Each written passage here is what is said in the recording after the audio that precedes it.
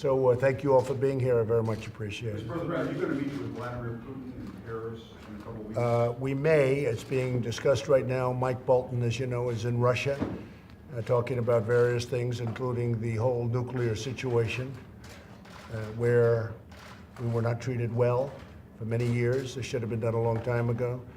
And I think something good could come out of that. And I very well meet with, I think we probably will. It hasn't been set up yet, but it probably will be. Mr. President, could you settle some of the confusion over your comments about what you mean when you say you're a nationalist? What does that mean? I love our country, and our country has taken second fiddle. If you look at the trade deals, and nobody knows it better than me, I'm knocking out some of the worst deals I've ever seen, where we're giving all of our wealth, all of our money to other countries, and then they don't treat us properly. Where we're protecting other rich countries, very, very rich countries, including, by the way, a country that happens to be very much in the news, Saudi Arabia, immensely wealthy, and we're taking care of their military for a fraction of the cost. Not fair to us.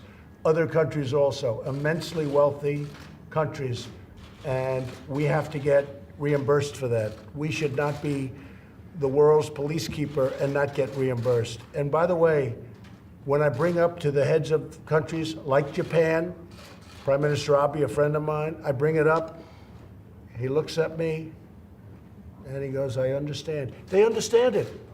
Nobody's ever asked him. I said, have you ever asked? I said, have you ever been asked, like, you have to be, like, help out? Nobody's ever asked. So that's a pretty unfair thing. I'll get back to you. I'll get back to you. Wait. I'm going to get back to you. Just nice and no, not now. I'll get back to you, I said. You can't take the whole thing. You have a lot of other very fine reporters. Go ahead, yes. No, I'm behind you, please. Mr. President, have you heard back, or first of all, can you tell us what you think about what the President said today? And also, have you heard back? What President Erdogan said? Yes, sir. Well, he was pretty rough on Saudi Arabia, I would say, and I haven't gotten a full recap. As you know, I have people in Turkey and I have people in Saudi Arabia and other places, and they're all coming back as we speak. They're heading back. I'll know, I think, everything in a very short period of time. It's a bad situation, but certainly President Erdogan was not complimentary of what happened. That was a terrible thing that happened. Okay? Yes, ma'am, go ahead. Oh, I was going to ask, do you believe him when he says he believes the Saudi Arabian leadership? I want to see the facts first. Look, Saudi Arabia has been a really great ally. They've been one of the biggest investors, maybe the biggest investor in our country. They are doing hundreds of billions of dollars worth of investments, and, you know, so many jobs, thousands and thousands of jobs.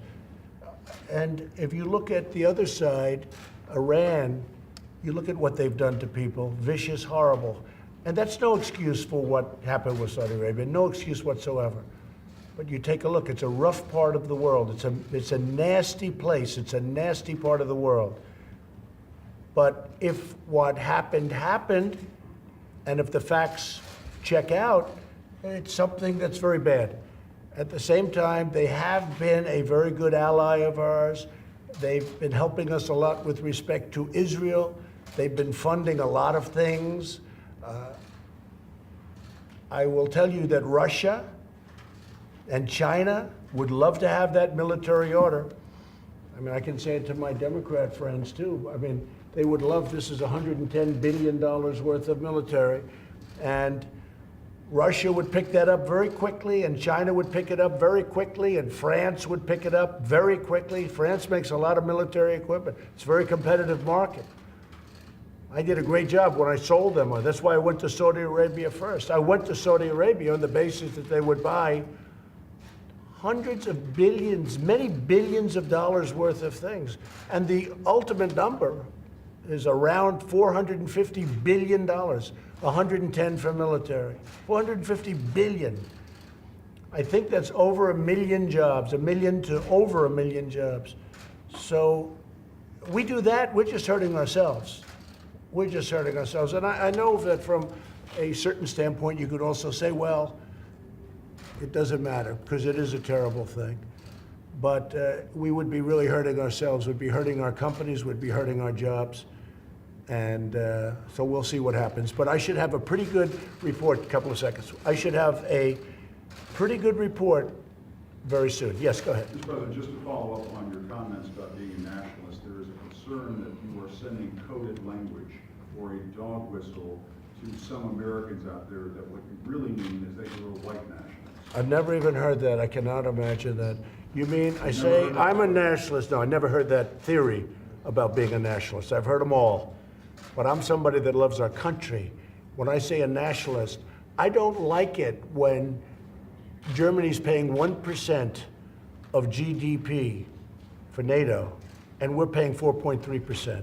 I don't like that. That's not fair. I don't like it when, as an example, we're protecting Europe, and we're paying for almost the entire cost of NATO. We're paying for a very, very substantial portion, far greater than what it should be. We have great respect for those countries, but on top of that, I don't like it when they put up barriers to our farmers, where our farmers cannot sell into Europe. They have trade barriers that make it, you guys know it better than anybody. They have trade barriers that are as severe as China's trade barriers, which will be coming down. They want to make a deal very badly. They'll be coming down. But I am very proud of our country. We cannot continue to allow what's happened to our country to continue to happen. We can't let it happen. So I'm proud of our country. And I am a nationalist. It's a word that hasn't been used too much. Some people use it, but I'm very proud. I think it should be brought back. I'm somebody that wants to help other countries of the world, but I also have to take care, we have to take care of our country. We cannot continue to allow ourselves to be duped on military and also duped on trade. With the European Union, as an example, last year on trade, we lost $151 billion. On top of that, we lost hundreds of billions of dollars on protection. So we protect and we get killed. We do the trading and they get killed. Can't do it. I want it to be fair. So I want them to open their borders. I want them to make it fair for our farmers, our companies, our medical companies. They sell medical equipment. They just put restrictions on a year and a half ago where the medical equipment can't get into Europe, even though it's better than what they have.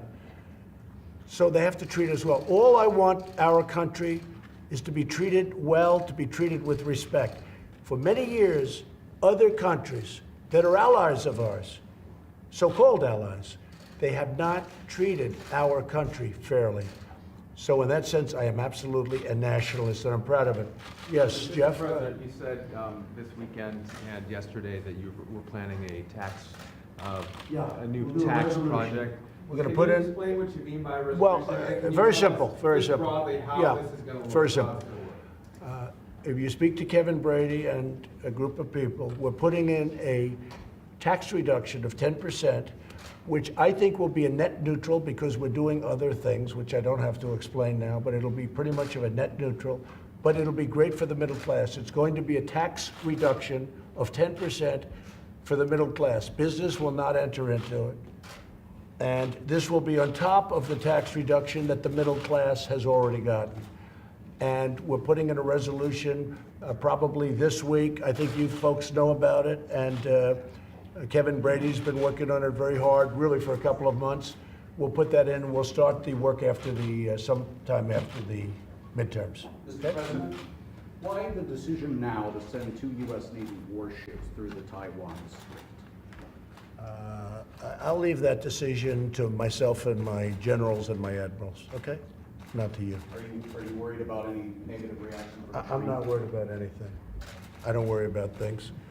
Mr. President, on the tax cut proposal, when you say that you want a middle-class tax cut, is that an acknowledgement that the original GOP tax cut was too heavily tilted in favor of No. wealthier Americans and corporations? No, it really wasn't. Why bring it out now? It's been great. I mean, the tax cut that we had, even if you look at estate taxes and what it's done for the small farmers and for small businesses, if you look at the past, I'm talking about the one that was passed, we're very proud of it. And what it did more than anything else, it brought jobs, tremendous numbers of jobs. That's why our job numbers, you hear it all the time when I speak. I mean, we have the best numbers, literally, we've ever had. African American unemployment lowest ever. Asian American, Hispanic American, no matter what category you look at. Women, 65 years, lowest in 65 years. A lot of that was done by regulation cutting, and a lot of it was done by the tax plan. And that all inures, obviously, to the middle class. In addition, they paid less. I mean, they walk away with $2,000, $1,000, $4,000, a lot of money. This is in addition to that. But on this one, we're not going to do any business because we think the business is really very incentivized.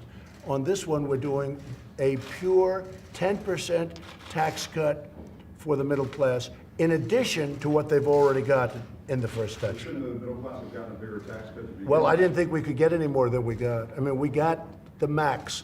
And now, because of the fact that the economy is doing so well, we feel that we can give up some more. I couldn't have gotten that extra 10% when we originally passed the plan. We maxed out. Now, and we had to take care of jobs. Jobs are very important.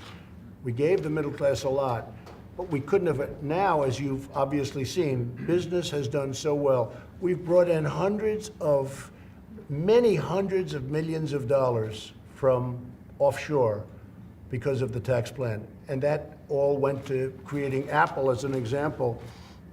I was with them. They're going to be spending $350 billion on building new facilities in the United States, which is something, as you know, from a long time ago. I've been saying it from the beginning. I want Apple to build their plants here. They're going to spend $350 billion. They're bringing in $230 billion offshore because of our tax plan. Now that helps everybody. That's good for everybody. But this is in addition to the very substantial tax cuts that the middle class has already gotten. So this will be a 10%. It's going to be a resolution probably introduced this week, the end of the week, or early next week. And Kevin Brady has been drawing it up actually for a while. We've been working on it very hard for a pretty long period of time. Okay? Yes, Jeff, go ahead. Finish it. Yeah, but with somebody else, sir. Go ahead, Justin. Yes. Mr. President, you said yesterday that you expected a briefing from investigators today on the Saudi case. Is that still the case? Or? Well, they're heading back. A couple of them are heading back. Gina, as an example, went to Turkey. Have you heard anything preliminary? I've heard, but I'd rather talk about it when everybody's back here. Okay, so tomorrow you expect that? I think they'll be back tonight and tomorrow, early tomorrow, almost all of them. Ahead of your meetings in Paris with President Putin and some other European leaders, have you spoken to any of them about the Saudi issue? Yes, we have, and Mike Pompeo has, and John Bolton is actually over there now. We've spoken to many of them. They are, nobody likes what happened, let me put it that way. There's nobody that said, oh gee, that's wonderful. They were all very angry about it, and they're very upset about it. Nobody more so than me.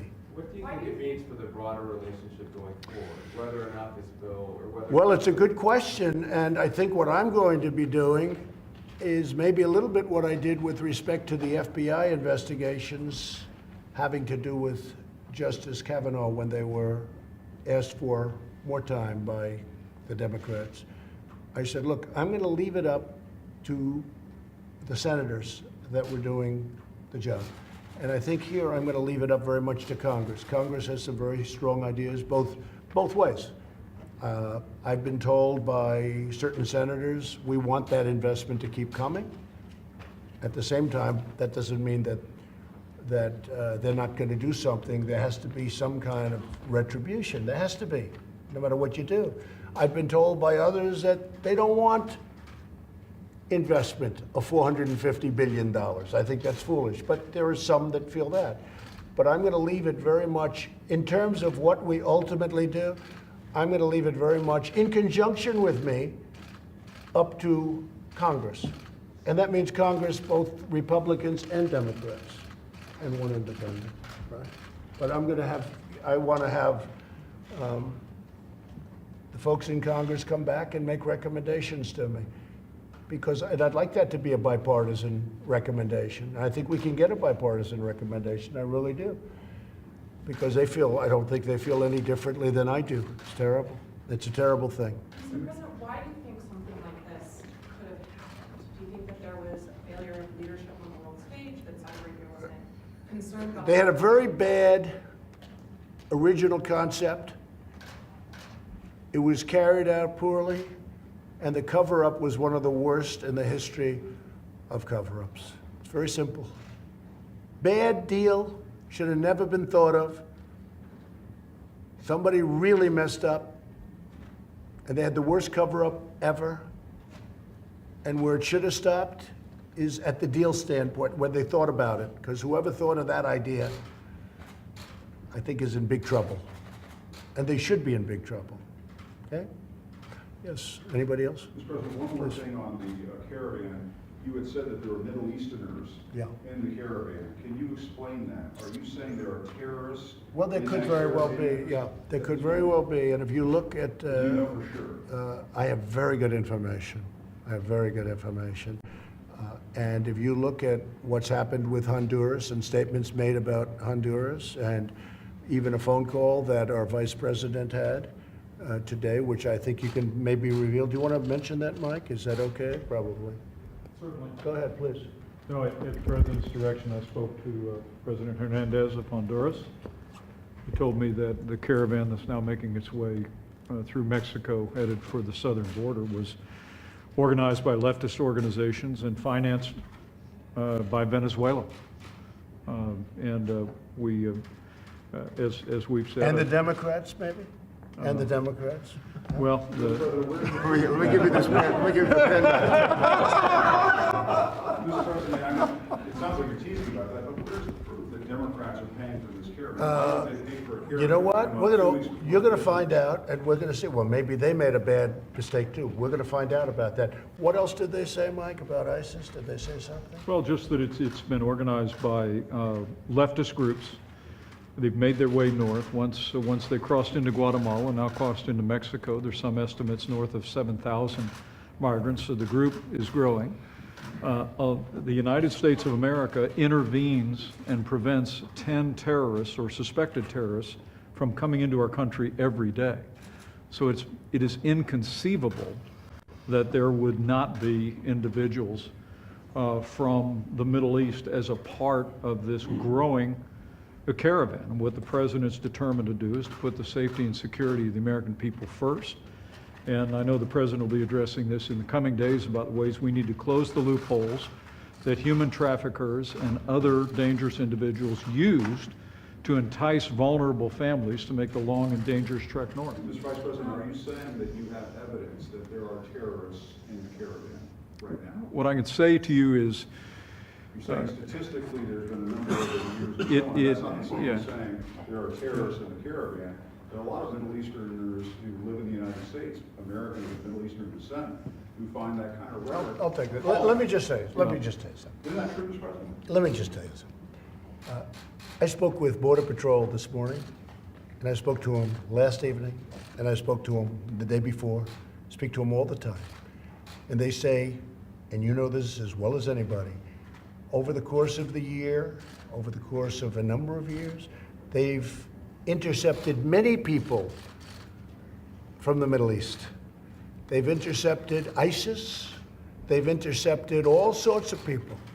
They've intercepted good ones and bad ones. They've intercepted wonderful people for the Middle East, and they've intercepted bad ones. They've intercepted wonderful people from South America and from other parts further south. They've intercepted a lot of different people, but among the people they've intercepted very recently are people from the Middle East, okay? So you can't be surprised when you hear it. You've heard that before. It happens all the time. And I spoke to him literally last night. I spoke to another one this morning. Very good relationship with Border Patrol and ICE. And they say it happens all the time from the Middle East. It's not even saying bad or good, but some real bad ones. But they intercept, They're in the caravan well, now, they could very well be. but there's no proof. There's no proof of anything. There's no proof of anything. But they could very well be. If you look at what that was building, you know, they were talking about 5,000 or 6,000 people. I'm pretty good at estimating crowd size, as you probably have figured out. You tend to get it a little bit off the real number. Last night, as an example, that was record-setting stuff, wasn't it, huh? But they don't want to talk about that. But I will tell you, let me just tell you, that I believe that that was pretty big. That was pretty impressive by any standard. And these are great people. And by the way, your vote, as we just heard, the vote is, and this could be good, bad, or indifferent for Democrats or Republicans, but the amount of voting is at a level that they've never seen before for the midterms. You heard that. I mean, I don't know whether I'm supposed to say that's good or bad, but I will tell you, the amount of people voting is at a level, Sarah, that you've never seen at midterms, a record level by a lot. So I think there's a very good chance, honestly, that you have people in there. I also think there's a very good chance that over a course of a period of time you have, or they don't have to necessarily be in that group. But certainly you have people coming up through the southern border from the Middle East and other places that are not appropriate for our country. And I'm not letting them in. They're not coming in, all right? They're not coming in. We're gonna do whatever we have to. They're not coming in, And okay? you don't think you're counting on this to try to stoke No, not at all. fear and cause alarm to drive up? I'm a very non-political person, and that's why I got elected president. Do you share the assessment that the caravan is financed by Venezuela? That you said, Mr. Vice President, that the president of Honduras said that. Do you share that assessment? President Hernandez, when President Trump asked me to call the president of Honduras when this caravan was initiated, he told me that it had been organized by leftist groups in Honduras that were being financed in part by Venezuela and organized by human traffickers who have no regard for human life, organized by dangerous gang members that are moving people north. When I spoke to President Morales in Guatemala, he informed me that they were already busing people in the caravan back who had been left behind, left by the side of the road, elderly, vulnerable families simply left behind by this caravan. People need to understand the people that are driving this caravan north to challenge our sovereignty, to challenge our borders, are doing so without any regard for human life, and doing it to advance some political statement, or in the case of human traffickers, strictly for financial profit.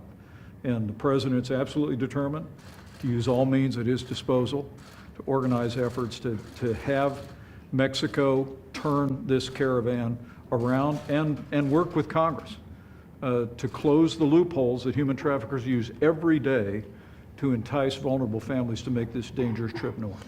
I really think, though, that what this really shows is that we have to change the laws. Right. I say this having two very highly respected Democrat senators behind me, but we have to do something that we all agree with. We have to change the laws. We have to make them much different.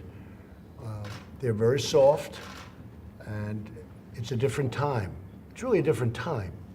Maybe there was a time where that could have been appropriate, but we have to have immigration laws now that are suitable for this time and that work. And the ones that we have now are old and they don't work. They don't work and they don't come close to working. And we need protection. We have to have a wall. We've been building the wall. We started the wall. San Diego's almost completed, the whole area, that whole area of California. But we want to do it quickly. We don't want to take years to do it.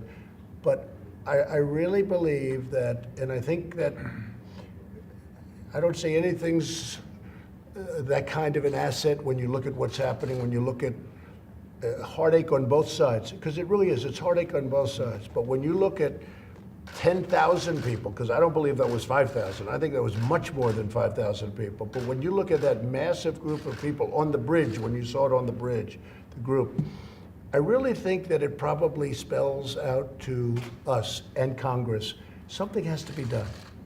You can't have this happen. Something has to be done. So in that way, I think maybe it's going to be a good thing. We're going to see. We're going to see. We're counting on our military. We'll have to call up our military if we need to. But we can't let this happen. We cannot allow our country to be violated like this. And it's very unfair. People are waiting online that went through a legal system of immigration, and they've been going through it for many years. And they've worked hard. They've done everything they're supposed to do, and then people just come running across the border. It's really unfair to the millions of people that are waiting online to come in legally into our country. It's very unfair. Yeah, go ahead, Jeff. Do you see any argument, Mr. President, for trying to improve the conditions in those countries by not decreasing aid, but perhaps maintaining or increasing? I've heard that aid? argument before, but it hasn't worked for a long time, those countries. I want to improve the conditions in our country. I want to improve the conditions here. Now, part of that condition and improving the condition is we are doing so well. So many companies are coming in. I spoke with Prime Minister Abiy very recently, and he informed me that we have 5 major car companies coming back. I said, you have to do something. You have to balance it out because it's like a one-way street. The trade imbalances are so different between, as an example, Japan, just one, Japan and the United States. We have Foxconn coming in. They make the phones for Apple. They do a lot of work for Apple. They do a lot of work for everybody. They're opening up in Wisconsin. But we have a lot of companies coming in. We need, at 3.7, it's the lowest in many years, many decades. We need great people coming in. I want great people to come in. I want them to come in through the merit system. I look at the people that we're talking about. I really watch pretty carefully all of the networks, I have to be honest with you, all of them. And you have, even CNN, you did, no, you had some beautiful shots of some very good people. And I really think that some of those people, a lot of those people, I think there's a lot of talent in that group. There's a lot of talent. We need people because I have companies coming into the United States. They have to be able to get workers. And our great, even conservative people that maybe 3-4 years ago would have felt differently about it, they now feel. We have to get people to operate these big plants and factories that are opening in the United States. I want them to come in. I want them to come in through a merit-based system. And I think a lot of people are going to be happy with that. I want to build our country. I don't want to go to other countries to rebuild. That's what we've done. We've been trying to rebuild the world and police the world. It's now time to rebuild the United States and to properly police the United States. And that's what we're going to do. At the same time, we're going to help other countries all over the world. But we have to focus on our country for a change, and that's what we're going to do, okay? Thank you all very much. Thank you. Thank you very much.